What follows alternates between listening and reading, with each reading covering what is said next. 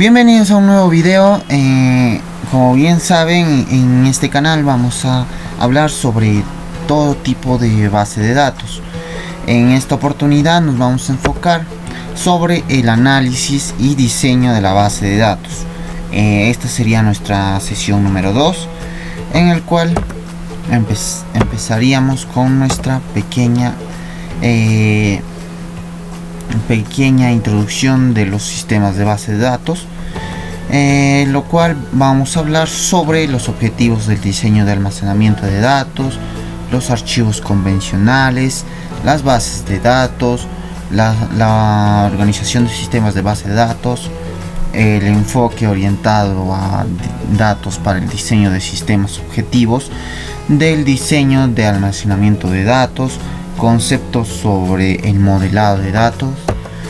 Bueno, empecemos con el primer punto, el objetivo del diseño de almacenamiento de datos. Bueno, algunas personas van a considerar que el almacenamiento de los datos como la esencia del sistema de información es como el impacto de la estructura de los datos sobre la estructura, pero en este caso del programa, la complejidad, y que va a ser en esto el diseño de datos que va a tener una gran influencia en la calidad del software. En los objetivos generales para lograr en el diseño de la organización de almacenamientos de datos vamos a encontrar 6. En el primero tendríamos la disponibilidad de datos, que serían los que en este caso los datos deben estar disponibles para cuando el usuario desee usarlos. Solo se va a negar el acceso a los datos reservados o las confidencialidades por razones legales. El segundo sería la accesibilidad, y como su nombre mismo lo dice, en este caso los datos deben ser fáciles de acceder por los usuarios. Si no se pueden acceder fácilmente, no serán utilizados y eventualmente también pueden ser inventados. No deben reflejar las necesidades de un sector particular o serán difíciles de acceder para los otros. El tercero sería la integridad de datos, y en este caso los datos deben ser precisos. ¿A qué se refiere con esto? Que cada valor almacenado debe estar dentro de un rango aceptable respecto al valor real, y también deben de ser consistentes. ¿A qué se va a referir esto? Bueno, esto se refiere a que no deben reflejar realidades distintas, ya sea en el tiempo, en las cuentas a pagar, que no cierran contra facturas pendientes, etc. Como en los datos relacionados, en estos mayormente se va a dar en el gerente de área, que no puede ser un empleado de categoría mínima. También vamos a hablar, se va a tocar que es el conjunto de datos que se debe representar fielmente a la organización. Ese va a ser nuestro pequeño concepto a integridad de datos. Ahora hablemos sobre el cuarto punto, que vendría a ser el almacenamiento eficiente. Bueno, la eficiencia tanto en el sentido de ocupar el mínimo espacio de almacenamiento, evitando la redundancia, como se podría decir,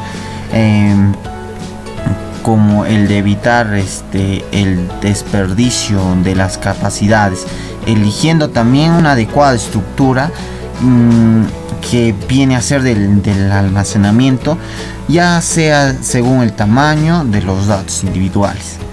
En el quinto punto se vendría a ser lo que son las actualizaciones y recuperaciones eficientes. ¿Y a qué se refiere esto? O sea, que las estructuras de los datos deben de facilitar el acceso rápidamente a ellos. Ya pueden ser según a lo que requieran los procedimientos a realizar, como el logro también de estos dos últimos objetivos, que va a implicar muchas veces el tomar medidas contrarias. Es necesario también lograr la solución de un compromiso. Y por último punto vendría a ser la recuperación dirigida de la información. ¿A qué se refiere? Que la información obtenida de los datos deben de contar con un formato útil que va a facilitar la administración, la planificación, el control y la toma de decisiones. Ahora pasemos a lo que son los archivos convencionales de la base de datos. Bueno, en este punto se vamos a tocar de dos tipos de enfoque. El primer método, como se podría decir, va a consistir en almacenar datos de los archivos individuales exclusivos para la aplicación particular. En estas va a existir tres archivos individuales, las que son el primer archivo, que sería el archivo guión ventas o archivo de ventas, el cual contiene la información de todos los datos históricos. El segundo, que vendría a ser las actividades actuales, se va a tocar lo que son las actualizaciones con frecuencia. Y en el archivo personal, que va a contener las direcciones, los títulos y datos similares. También en este último se va a decir que en la siguiente imagen nos vamos a guiar mucho mejor. Bueno, aquí está lo que son los archivos de ventas, los archivos actividad actual y archivo personal. Como podremos darnos cuenta, en el archivo personal se va a observar que NU y nombre existen en ambos archivos, en los tres archivos, en archivo de ventas, en el archivo actual y en el archivo personal. Además del esfuerzo adicional requerido para introducir el nombre hasta 3 veces. El cambio del nombre, por ejemplo, por cambio en el estado civil, que requería una actualización de 3 archivos individuales. Ahora, aquí en esta va a ser que el uso de los archivos separados con frecuencia implica que los mismos datos se van a almacenar en más de un lugar. Y ahora, en el segundo método para el almacenamiento de los datos de un sistema basado en computadora, va a involucrar la elaboración de una base de datos que como ya lo explicamos anteriormente, va a ser lo que va a recopilar cada información que se le va almacenando en aquella base de datos. En esta pequeña imagen vamos a ver que en el enfoque de la base de datos nos va a permitir que los diferentes usuarios compartan la misma base de datos, teniendo el acceso en diferentes grupos. En este caso estamos hablando del usuario 1, que vendría a ser el grupo de datos 1, el usuario 2, que vendría a ser el grupo de datos 2, y el usuario 3, grupo de datos 3. Ya, esta como le había dicho, va a mostrar distintos departamentos dentro de una organización que van a compartir una misma base de datos. Un usuario puede seleccionar una parte de la base de datos, como se puede mostrar en el conjunto que se puede seleccionar en la parte de datos, como se va a mostrar en el conjunto de datos 1, en la parte amarilla, como lo pueden ver. Esta es la del grupo de datos 1. Bien. También como en el conjunto de datos del grupo 2, y también, claro, del conjunto de datos 3, que va a contener columnas selectas, y también va a utilizar ciertas regiones para calcular los totales. Estos conjuntos de datos se van a superponer ahí a diferenciar de los archivos convencionales, donde serían redundantes. solamente se almacenaría una vez en la base de datos.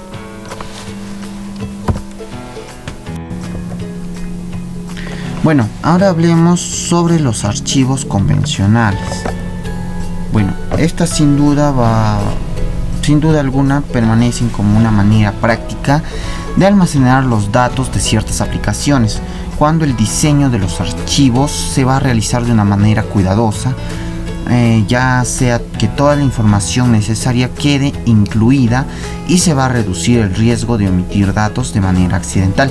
Normalmente se va a tener en la posibilidad de tener un servicio de archivos separados y según la aplicación que los utilice.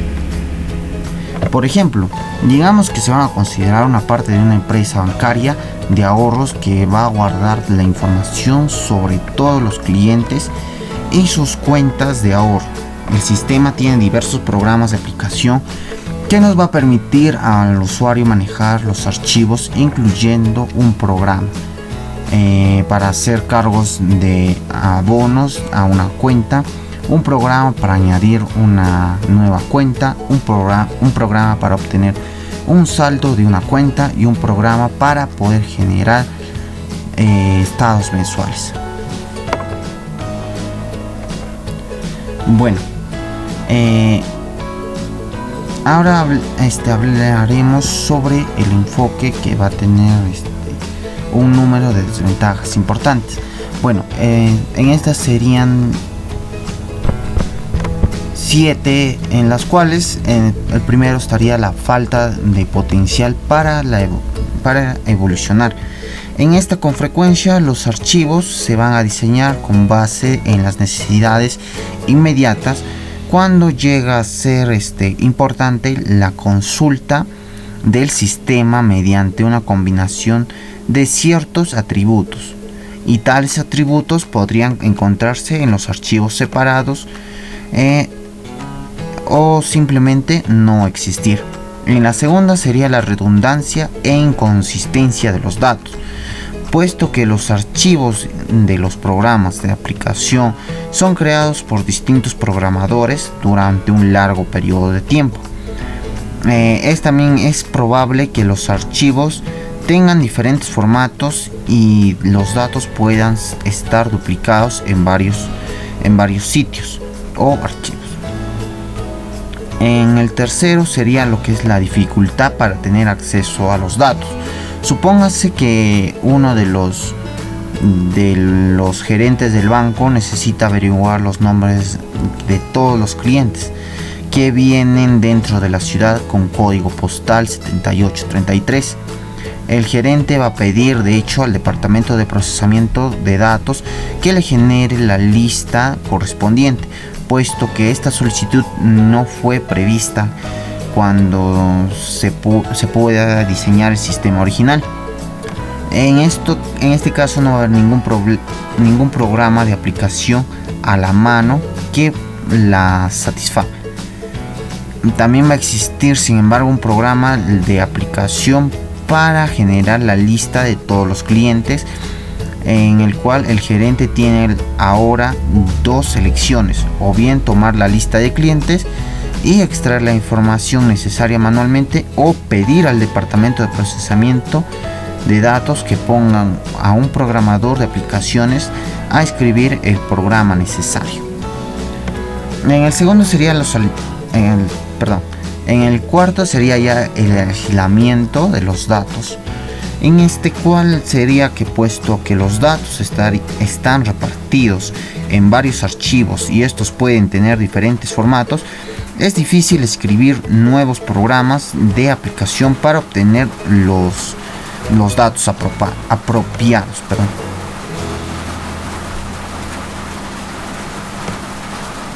En el penúltimo vendríamos a tomar en cuenta las anomalías de acceso concurrente.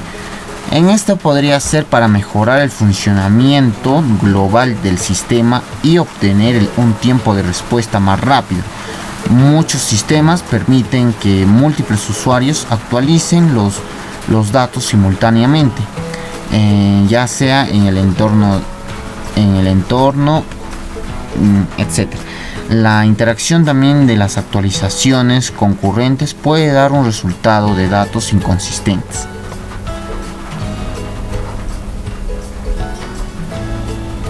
En los dos últimos, que vendrían a ser los problemas, el primer problema, que vendría a ser el de seguridad, en este no todos los usuarios del sistema de base de datos deben poder tener acceso a todos los datos.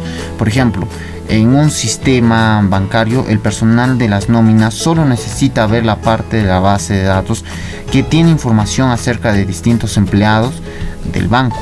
No necesitan acceder a la información sobre las cuentas de los clientes, etc. En los problemas de integridad, serían que la integridad de los datos llega a convertirse en una causa de preocupación, ya que los cambios de archivos requerirían también la modificación de ciertos datos en otros archivos. El 2.2, nuestro otro tema, que vendría a ser los sistemas de base de datos.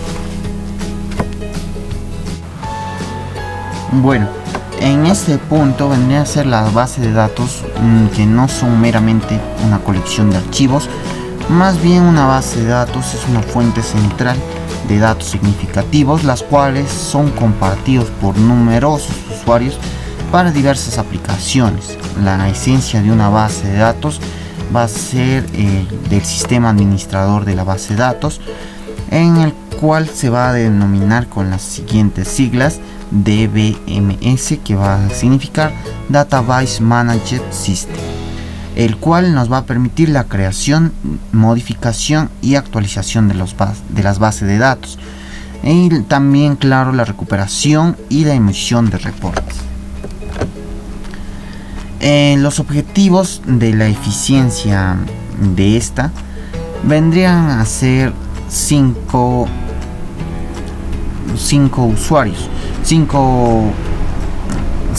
objetivos, en la cual estaría en la primera: asegurar que los datos puedan ser compartidos por el usuario para una variedad de aplicaciones.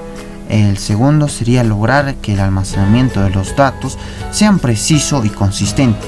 También nos va a garantizar que todos los datos requeridos para las aplicaciones presentes y futuras se van a encontrar siempre disponibles.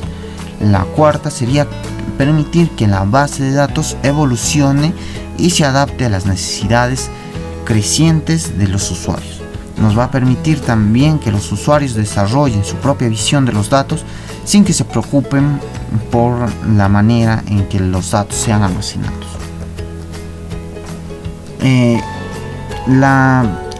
También vendrían, aparte de los objetivos, vendrían a tomarse también las ventajas y las desventajas.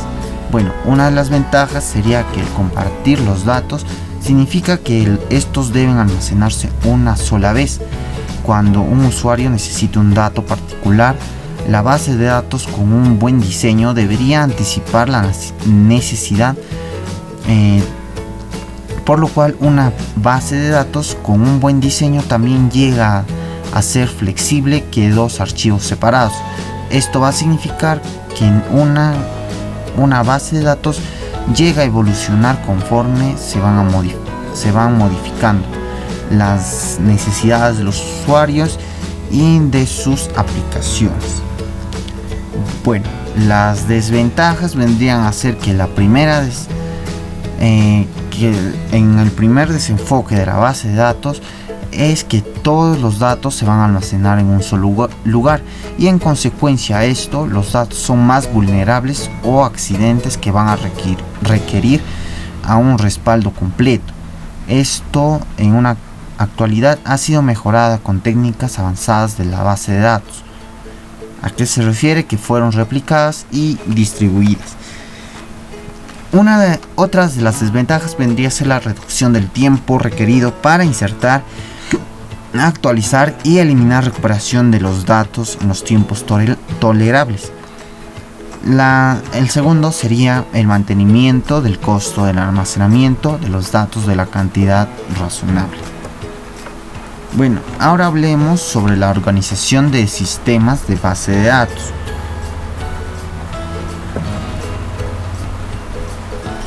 Bueno, una base de datos, a diferencia de un archivo, es compartida por muchos usuarios y naturalmente cada usuario va a ver estos datos de manera diferente. Un sistema de gestión de base de datos consiste en una colección de datos interrelacionados y un conjunto de programas para poder acceder a estos datos. La gestión de datos va a implicar tanto la definición de estructuras para el almacenamiento de información como la provisión de los mecanismos para la gestión de la información. En estos vamos a tener tres niveles de la abstracción de datos, en la cual está el nivel físico, que vendría a ser el nivel muy más bajo de la abstracción, que va a describir cómo se almacenan realmente los datos. Ya en el nivel físico se van a describir a detalle las estructuras de los datos complejas del bajo nivel. En el nivel conceptual, en esta se va a hacer que el nivel de abstracción describa que todos los datos realmente almacenados en la base de datos y las relaciones que existen entre los datos. Aquí se van a describir la base de datos completa en términos de un número pequeño de estructuras relativamente sencillas, las que pueden implicar estructuras complejas en el nivel físico. El nivel conceptual también vendrían a usarlo los administradores de base de datos, quienes deben decidir qué información se va a guardar en la base de datos. En el nivel visión ya sería este sería el nivel más alto de abstracción, que va a describir solo las partes de la base de datos completa. Muchos usuarios de la base de datos no necesitan conocer toda la información. En cambio, dichos usuarios solo necesitan conocer una parte de la base de datos. Por ejemplo, el sistema puede proporcionar múltiples visiones para que la misma base de datos la pueda brindar. Aquí podemos tener una pequeña muestra cómo es que funciona el nivel físico, el nivel conceptual y el nivel visión.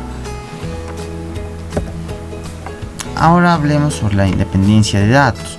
Este vendría también a ser un punto, el segundo punto, que tendría también dos puntos aparte. La independencia física de los datos vendría a ser que es la capacidad de modificar el esquema físico sin poder provocar que se envuelvan a escribir los programas de aplicación. En algunas ocasiones son necesarias las modificaciones en el nivel físico para poder mejorar el funcionamiento. En el nivel lógico de datos es la capacidad de modificar el esquema conceptual sin poder provocar que se vuelvan a escribir los programas de aplicación. En las modificaciones en el nivel conceptual son necesarias siempre que se altera la estructura lógica de la base de datos. La independencia lógica de los datos es mucho más difícil que lograr que la independencia física de datos, ya que los programas de aplicación son fuertemente independientes de la estructura lógica de los datos a los que se accede. El cuarto punto sería el enfoque orientado a los datos para el diseño de los sistemas. Bueno, aquí tenemos un pequeño esquema en el cual primero vendría a ser lo que es el requerimiento de datos, el diseño conceptual, el esquema conceptual, el diseño lógico, el esquema lógico, el diseño físico y el esquema físico. Vendría a darse que el requerimiento de datos va a mostrar todo esto, pero en tres partes: en el diseño conceptual, lógico y físico, que adelante lo vamos a explicar, y cada uno tiene su propio esquema según el nombre que le va a dar. Ahora hablemos sobre lo que estábamos hablando. ¿Qué vendría a ser el diseño conceptual? Este va a ser el propósito de poder describir el contenido de la información de la base de datos, más que las estructuras de almacenamiento que se necesiten para poder manejar esta información. Esta fase, parte de la especificación del requerimiento y su resultado en un esquema conceptual. El esquema conceptual es la descripción de alto nivel de la estructura de la base de datos que va a tener independientemente del software del SMBD que se va a usar para manipular. Ahora, ¿qué es el diseño lógico?